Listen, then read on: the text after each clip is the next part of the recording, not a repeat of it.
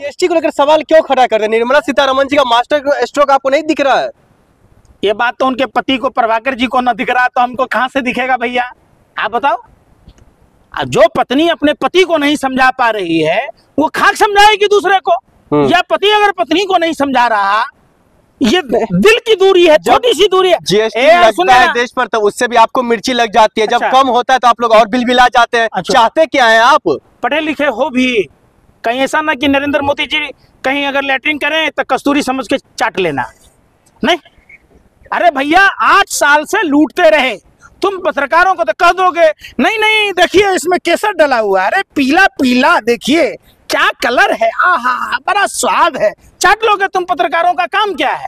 8 साल तक देश के प्रधानमंत्री देश को गुमराह करते रहे।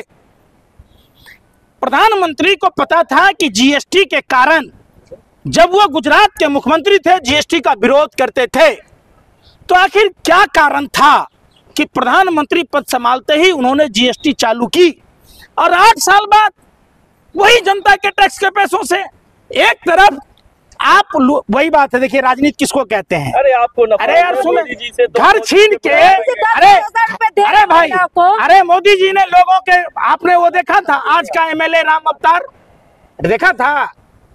1984 में फिल्म आई थी। क्या चाह रहे हैं? मोदी जी एक्टर है। अरे भाई आज का प्रधानमंत्री नरेंद्र मोदी सेम वैसा ही है, व्यापारियों से चंदा लेता है इलेक्ट्रल बॉन्ड के जरिए, पार्टी फंड में। तुम नकली दवाई बेचो, कोई फर्क नहीं पड़ता प्रधानमंत्री को। मस्त राम मस्ती में, आग लगे बस्ती में, बिहार महिलाओं को आगे बढ़ा रहे हैं। अरे भाई उन महिलाओं को जाके जवाब देना प्रधानमंत्री जी, इंसाफ दे सारिका पासवान को, बिहार की बेटी को जाके इंसाफ दे, सनेहा कुशवाहा को, बिहार की बेटी को, वो बिहार की बेटी कोमल पासवान को इंसाफ दीजिए।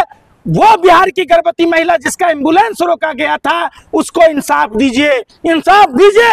हिंदू पत्रकार दिलीप सहनी की मां को, वो भी हिंदू है, जिसको आपका नकली दवाई बनाने वाला मौतों का सौदागर, जो कई कोखों को उजाड़ा, कई सुहागनों को विधवा बनाया, कई लोगों के जान से खेला, जिसके साथ प्रधानमंत्री जी आप गलबहियां करते हैं।